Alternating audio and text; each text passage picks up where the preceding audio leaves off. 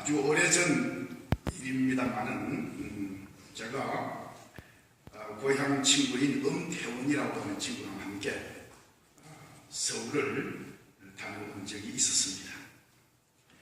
그 당시 서울에는 우리 쪽에서 볼 때 아주 크게 성공한 그런 자랑스러운 고향 친구이자 또 고등학교 동창생이기도 했던 그 K군을 만나기 위해서 우리가 그 친구를 찾았습니다.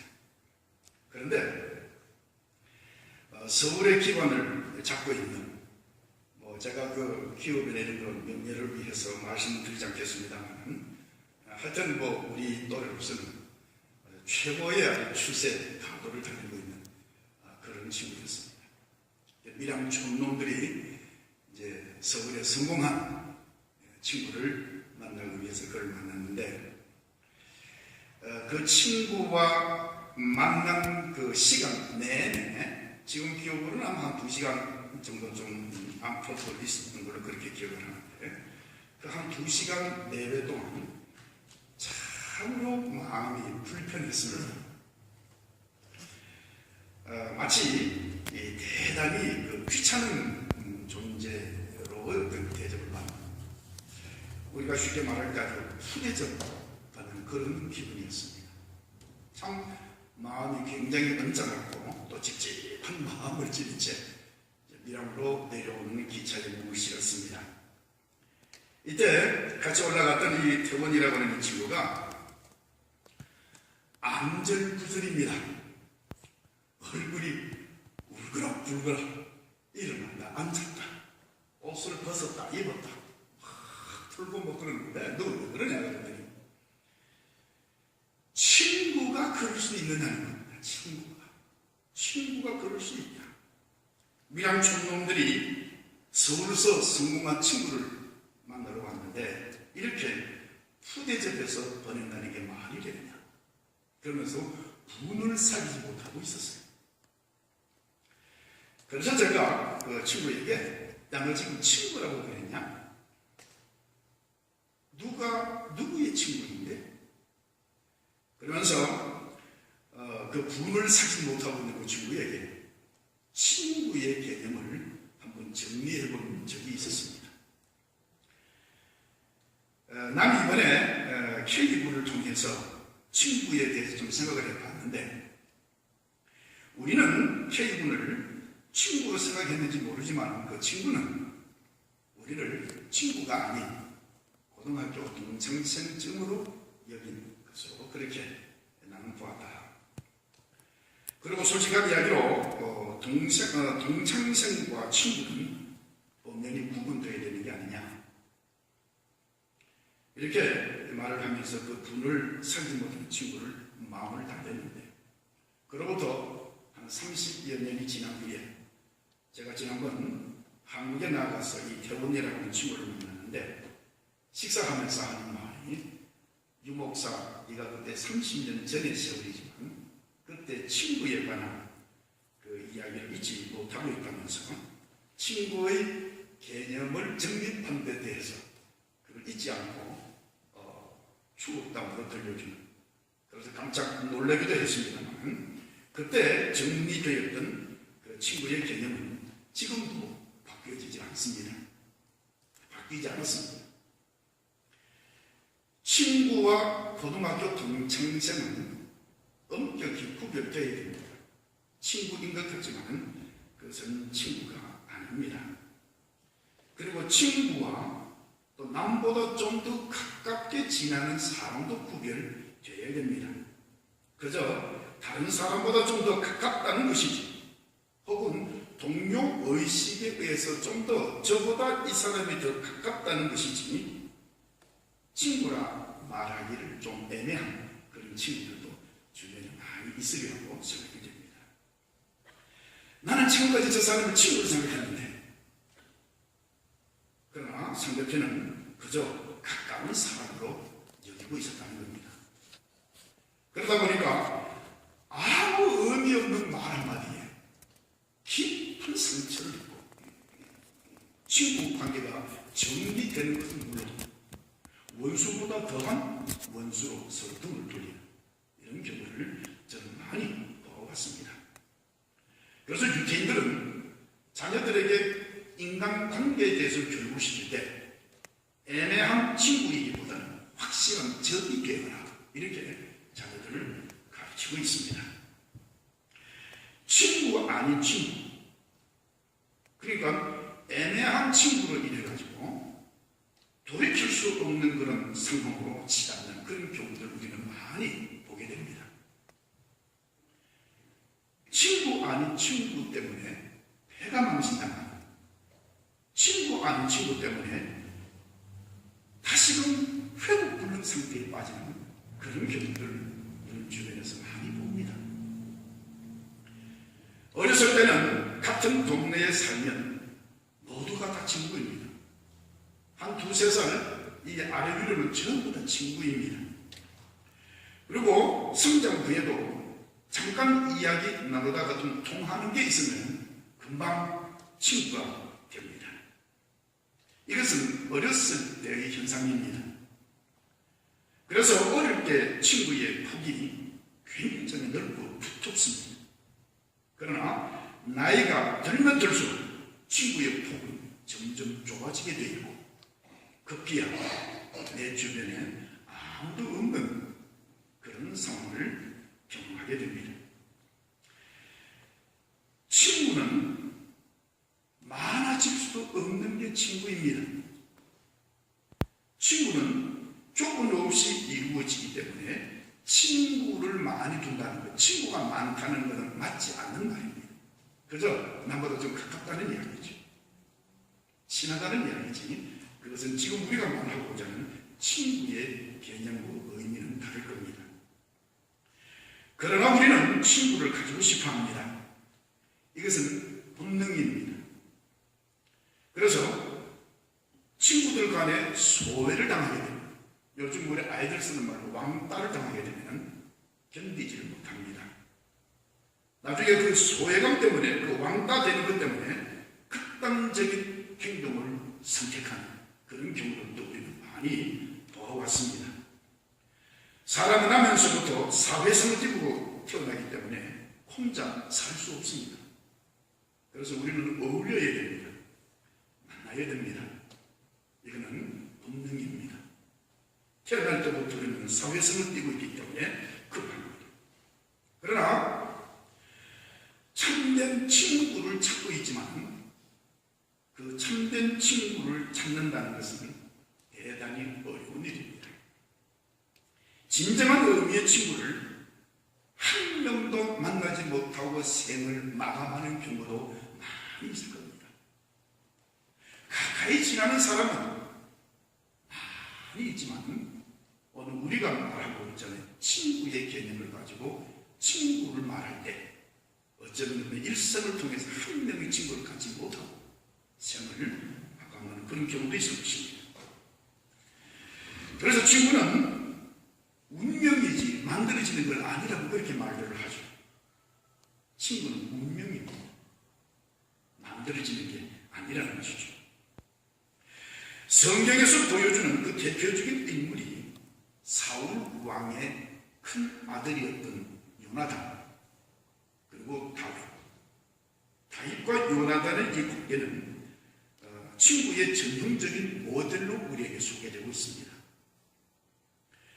다윗과 요나단의 관계는 오늘 우리가 가장 이상적인, 가장 바람직한 그런 친구의 모습입니다. 성경에 의하면 요나단이 다윗을 처음 보았을 때에 첫눈에 매료되어 버렸습니다. 우리말로 말할 때 첫눈에 반해버렸다는 그런 이야기가 됩니다. 사무엘상 18장을 보게 되면 다윗이 사울과 이야기를 끝내고 나오게 됐을 때 그 뒤에 요나단은 다윗에게 마음이 끌려 마치 제 목숨을 아끼듯 다윗을 아끼는 마음이 생겼다. 요나단은 제 목숨을 아끼듯이 다윗을 아끼고 그와 가까운 친구로 지내기로 굳게 언약을 맺고 자기가 입고 있던 겉옷을 벗어서 다윗에게 주고 칼과 활과 그리기까지 모두 벗어 다윗에게 주었다. 라고 이렇게 기록하고 있는 것을 봅니다. 오늘 이 요나단, 다윗과 요나단의 이 두 사람의 사실적 관계는 왕권을 두고 둘 중에 누가 하나가 죽어야 하는 그런 운명적인 만남이에요. 사울 왕은 이 왕위를 자기의 큰아들인 요나단에게 물려주기 위해서 당연히 이 왕권을 요나단에게 물려줘야 되는데 뜻하지 않은 변수가 생긴 겁니다. 다윗이 등장하게 됐어요. 그것은 하나님의 뜻이었습니다. 그래서 이 사울 왕은 이 왕권이 다윗에게로 간다는 것을 확인하고 난 다음 다윗을 죽이기 위해서 무던한 애를 썼습니다. 그러나 결국에는 하나님이 다윗을 지켜주심으로 인해서 뜻을 이루지 못했지만 요나단도 자기가 왕이 되어야 할 그런 강성을 가지고 있지만 그러나 내가 왕이 된 것은 하나님 뜻이 아니고 다윗이 왕이 된다는 것을 요나단도 알고 있었습니다. 그래서 이 요나단은 그럼에도 불구하고 내가 너의 곁에 있으마 하고 길보아 전투에서 전사할 때까지, 다시 말하면 요나단이 죽을 때까지 다윗에 대한 그 주고받았던 그 친구의 정리와 우정에 관해서 한 틈의 틈을 보이지 않고 죽을 때까지 다윗과의 그 의리를 지켰던 그런 다윗의 생을 우리는 요나단의 생을 우리는 보게 됩니다. 오늘 이 요나단이 길보아 전투에서 전사하고 난 다음에 다윗이 그 소식을 전해두고 이렇게 눈물을 흘렸습니다. 나의 형 요나단이여, 형 생각에 나의 마음이 아픕니다. 형은 나를 그렇게도 아껴주셨습니다. 나를 끔찍히 아껴주시던 형의 사랑은 여인의 사랑보다도 더 진정한 것이었습니다. 그리고 통한의 눈물을 흘리는 그런 성경을 우리는 보고 있습니다. 이 요나단이 다윗과 헤어지기 전에 약속을 합니다. 내가 너를 지키고 너는 나를 지켜라. 내가 만약에 잘못된 일이 있고 네가 보위에 오르게 되면 우리 가족을 돕고하라. 그렇게 약속을 합니다. 그리고 나중에 길보아 전투에서 사울도 죽고 요나단도 죽고 이스라엘이 패하는 그런 상황에 주어지고, 그러고 난 이후에 사람들은 다윗을 왕으로 옹립하고 그리고 이스라엘의 왕이 됩니다. 이 다윗은 요나단과의 그 맺은 약속을 지키기 위해서 그 요나단의 아들을 수송하는 끝에 무비보셋이라고 하는 아들을 찾아냅니다. 이 아들은 다리를 저는 그런 불구의 몸을 가지고 있었는데, 그래서 다윗은 그 무비보셋을 만남으로 인해서 그 형님인 요나단을 만난 것 같은 큰 기쁨을 가지고 그리고 왕궁의 불로 들어가서 왕의 식탁에 앉아서 같이 식사를 하는, 왕궁으로 불러들이는 그 일로 인해서 요나단과의 그 약속을 이루는 그런 성경 내용을 우리는 이 성경을 통해서 보게 됩니다. 그래서 우리는 흔히 이런 말을 합니다. 친구는 일생에 있어서 한 명이면 족하다. 둘은 너무 많고 셋은 있을 수 없다. 이렇게 말을 합니다. 오늘 우리는 좀 전에 말씀드린 대로 좀 가까이 지내면서 모두 다 친구입니다. 그러나 진정한 의미에서의 친구라고 하는 것은 일생에 있어서 한 사람이면 족하다. 두 사람은 너무 많고 셋은 거의 있을 수 없다. 제가 이 설교를 준비하면서 어릴 때 그 초등학교 다닐 때 교과서를 통해서 배웠는지 아니면 동화책을 봤는지 어쨌든 어느 책을 통해서 제가 배운 그 친구의 우정에 관한 그 어릴 때, 아주 어릴 때 그때 내 마음에 깊이 담아놓은 그 이야기가 있습니다. 아마 여러분들 잘 아시는지 모르겠습니다만 정치적인 문제로 처형당하기 직전의 사형수가 사형당하기 전에 간곡한 청원이 있었습니다. 고향에 계시는 병든 어머니 생신이 다가오는데 그 어머니 홀로 계신 그 늙으신 어머니의 생신을 치르고 돌아와서 집행하면 어떻겠냐. 그래서 이 사형수의 그 간청이 받아들여져서 고향을 가게 됐습니다. 그 대신 자신을 대신해서 수감되어야 할 사람이 필요했습니다. 그래서 이 사형수는 하나밖에 없는 친구에게 이 상황을 설명하고 부탁을 했을 때 이 친구는 기꺼이 물론 다녀오도록 하고 어머니에게 안부를 전했습니다. 만약에 이 친구가 기한 내에 돌아오지 않으면 대신 처형당하는 그런 조건이었어요. 그러나 이 친구는 기꺼이 그 조건을 받아들이게 된 겁니다. 약속된 시간이 되어도 친구가 돌아오지 않았습니다. 그래서 흉터에 묶이게 되었는데 형 집행관이 자네 친구를 원망하고 그렇게 윽박질렀습니다. 그러나 이 친구는 그 친구가 자기가 살기 위해서 나를 버린다는 것을 생각하지도 못했고, 그리고 필시 이 시간에 돌아오지 못할 무슨 목적이 있을 것이다. 만약에 그 친구가 이 시간에 도착하지 않는다 하더라도 나는 기꺼이 그 친구를 죽을 수 있다. 그렇게 이야기를 하고 집행 바로 직전에 그 친구가 나타났습니다. 늙으신 어머니를 뵙고 돌아오는 길에 홍수를 만나가지고 시간이 지체됐다는 겁니다.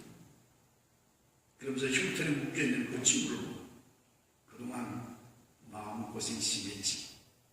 미안하네. 그리고 이제 그 흉터를 바꾸는 그런 상황을 지켜보고 있던 왕이 그들의 우정을 생각을 하고 그래서 사면 조처했다 그 이야기를 아주 어렸을 때 교과서를 통해서 이제 동화책을 통해서인지 모르지만 그 친구의 우정이라고 하는 것이 이것이 친구이지 않겠냐라고 하는 어릴 때 마음에 단단히 담아뒀던 그런 친구에 대한 우정이었습니다. 이런 친구들 둘이 있을 수 없을 겁니다. 하나면은 충분할 겁니다. 언젠가 여러분들에게 제가 설교 시간에 말씀을 드렸습니다만 노무현을 사랑하는 노사모라는 것이 한국에는 대단한 분위기를 가지고 있는 정치적인 집단입니다. 우리가 그냥 노무현은 그 노사모의 그냥 리더가 아닙니다. 노사모에게 있어서 노무현 전 대통령은 신과 같은 존재입니다. 신앙인입니다. 신앙. 그런데 이 노무현 전 대통령이 부엉이 바위에서 투신 자살을 했습니다. 그때 한국에서 크게 염려했던 것은 뭐냐면은 많은 노사모들이 줄줄이 자살할 걸 그렇게 예측을 하고 초비상이 걸린 그런 상황이었습니다. 그런데 단 한 명도 노무현 전 대통령을 따라 자살한 사람이 없었습니다. 우리가 자살을 기다리고 부추기는 것이 아니라 그것이 인간이라는 겁니다. 최진식이라고 하는 탤런트가 자살을 했습니다. 그런데 52살 된 52살 된 어떤 남자가 최진실이 죽었다는 거기에 비관한 나머지 따라서 자살한 적이 있었어요. 그래서 25살 난 아들이 자기 아버지가 최진실이 죽었다고 따라 죽은 그 아버지 시신을 거두어드리는 그 신문에 보도된 것을 제가 보고 참 마음이 착했습니다. 오늘 우리는 내 생명을 전부를 걸고 나의 전부를 건 것 같았지만 막상 어떤 상황에 탁 부딪혔을 때 아무것도 아닌 존재가 되어버리고 이런 경우들 우리 흔히 겪게 됩니다. 성경에는 의외로 이 친구에 관한 교훈이 많이 기록된 것을 우리가 봅니다.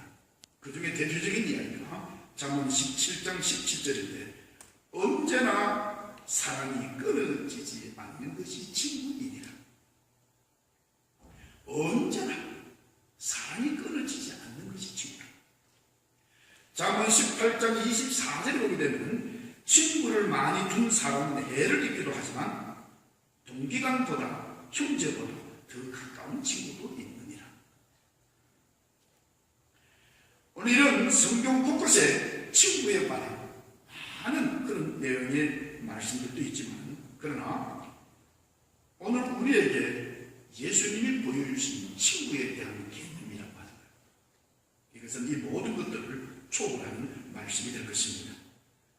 본문 말씀 보면 사람이 친구를 위하여 자기 목숨을 버리면 이보다 더 큰 사랑이 없느니라. 사람이 친구를 위하여 자기 목숨을 버리면 이에서 더 큰 사랑이 없다. 그리고 이제부터는 너희를 종이라 하지 아니하고 친구라 하겠다라고 이렇게 약속하신 것을 본문을 통해서 보게 됩니다. 여기서 말하는 종이라고 하는 말은 노예입니다. 노예는 그의 주인이 무엇을 하는지 모르는 사람입니다. 노예는 주인의 협력자가 아닙니다. 노예는 주인은 그 노예와 의논하지 않고 명령만 하게 되어 있습니다. 노예는 주인에게 있어서 사람이 아니고 도구입니다. 기계입니다. 그런데 예수님과 우리와의 관계는 주 종의 관계입니다. 그런데 예수님께서는 나는 이제부터 너희들을 종이라고 하지 않고 나는 너희들 친구로 얘기했다. 친구가 되어 주시겠다고 예수님이 스스로 먼저 우리에게 손을 내미셨다는 겁니다. 성경은 친구를 조심하라고 권면하고 있습니다만, 그러나 예수님은 우리에게 너희를 친구라 하였노니, 요나단이 다윗에게 친구가 되기 위해서 손을 내밀었던 것처럼 예수님이 먼저 우리에게 친구가 되어 주시겠다고 말씀하신 것을 우리가 보게 됩니다. 친구는 좀 전에 말씀드린 대로 사랑이 끊어지지 않는 그 사랑을 주는 것이 친구입니다. 그래서 예수님께서 겟세마네 동산에서 마지막 온 몸을 떨면서 하나님 앞에 이 권한의 잔을 나에게서 그냥 지나가게 해달라, 얼마나 간절히 기도했는지 이마에서 흐르는 땀이 빗방울같이 되었다고 그렇게 기록을 하고 있습니다. 예수님께서 기도를 마치시고 일어나셨을 때 가룟 유다가 병사들을 이끌고 예수님에게 배신의 입을 맞추기 위해서 그 앞에 다가왔습니다. 그런데 예수님께서는 배신의 입을 맞추고 오는 가룟 유다를 향해서 친구요, 이 할 일을 하라, 그렇게 말씀하신 것을 봅니다. 연민의 정을 담으신 그 부드러운 음성을 친구요. 우리는 대대로 가룟 유다를 가르쳐서 배신의 대명사로 삼고 있지만, 그러나 예수님은 자신에게 배신의 입을 맞추러 오는 그 유다에게 친구라고 그를 따뜻하게 부르는 그 모습을 우리는 잊지 못할 것입니다. 이것이 바로 영원하신 주님의 사랑을 확인해 보여주시는 그 말씀이 아닐 수가 없습니다. 사랑하는 성도 여러분, 어려운 일을 당했을 때 내 곁에 끝까지 남아줄 친구가 누가 있습니까? 이제 내 인생은 여기서 끝이구나 하는 그런 절박한 상황일 때 끝까지 나와 함께 할 수 있는 사람이 누가 있습니까? 사형수와 같은 그런 친구를 가졌다고 하는 것은 우리가 사는 날 동안의 최고의 기복일 것입니다. 우리가 누릴 수 있는 인생의 최고의 복이 아까 말씀드린 그 친구와 같은 그런 친구, 그 한 사람을 가진다는 것이 최고의 복이라 아니할 수 없을 겁니다. 저희들이 미국 처음 이제 이민 와서 LA 공항에 도착을 하고 이민 수속을 밟을 때 이민관이 저에게 묻습니다. 앞으로 미국에 사는 동안 누가 당신을 도울 것입니까? 이때 저의 대답은 아무도 없습니다 라고 대답을 했습니다. 아무도 없었습니다. 누가 나를, 아니 이 미국 땅에서 누가 나를 돕습니까? 누가? 아무도 없는 그런 절박한 상황에서 금식 기도할 때 성경을 읽어 나가는 동안에 성경 구절이 내 마음을 전신을 휘어붙는 그런 성경 구절이 하나 있었습니다. 내가 산을 향하여 눈을 들이라. 나의 도움이 어디서 올고 나의 도움이 천지를 지으신 여호와에게서. 그리고 그 금식이 거의 끝날 쯤 되었을 때 유목사 아무것도 염려하지 말고 오직 모든 일에 기도와 간구를 드리고 그래서 감사함을 하나님께 바랍니다. 그래야 모든 지각에 뛰어난 하나님의 평강이 그리스도 예수 안에서 내 마음과 생각을 지키시리라.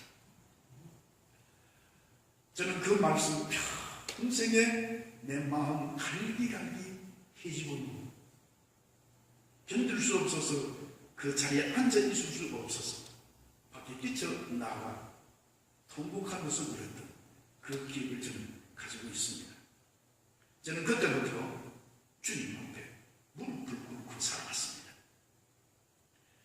내가 이제까지 이민 목회하는 동안에 우여곡절이 많았습니다. 정말. 그래서 어떤 분은 저보고 그럽니다. 유양진 목사는 하나님의 은혜가 아니면 설명되지 않는 사람이라 이렇게 평가를 받고 있는 그의 삶을 살았습니다. 절망 가운데 빠졌을 때 여러 번 말씀드렸겠지만 이제 내일이 주일입니다. 오늘 저녁에 모든 설교 준비 다 했고 죽어도 한 분들 나옵니다. 내일이 왔습니다. 서스펜션이라는 제목. 오늘부로 당신은 언약교회에 정직되었다. 내일은 교회 가서 설교를 해야 됩니다. 저는 절박한 상황이 몇 차례가 있었지만 그때마다 단 어느 누구 한 사람에게 쫓아가서 나를 도와달라고 해본 적이 없습니다. 나는 친구가 되어주시는 손을 내미신 예수님의 손을 잡고 나는 그 앞에 무릎을 꿇었습니다. 그래서 오늘 여기까지 왔습니다. 예수님은 십자가에 못 박히시기까지 하시면서 우리에게 사랑을 고백하시고 그리고 그 사랑을 고백하면서 우리에게 생명의 주 친구 다가오셔서 손을 내미신 분이 있었습니다. 우리는 이 예수님을 인격적인 만남을 가져야 합니다. 이해관계에 의해서 애매한 친구가 아니라 모든 것을 초월해서 우리에게 먼저 손을 내미신 예수님께 주저없이 우리의 마음을 내려놓고 그 앞에 다가서야 합니다. 그 앞에 다가서서 모든 사정을 아뢰고 모든 사정을 구하게 될 때 친구 되신 예수님께서 우리를 위로해 주시고 우리의 손을 붙잡아 주실 것입니다.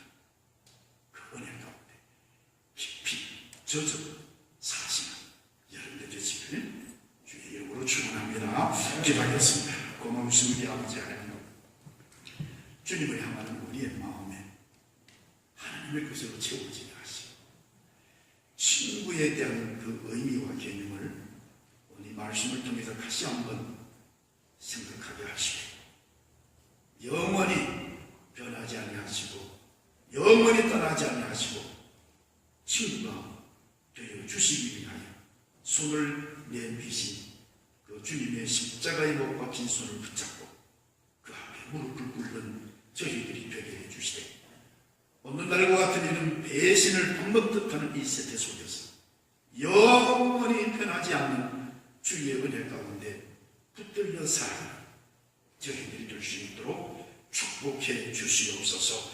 예수님의 이름으로 기도 올려옵나이다. 아멘.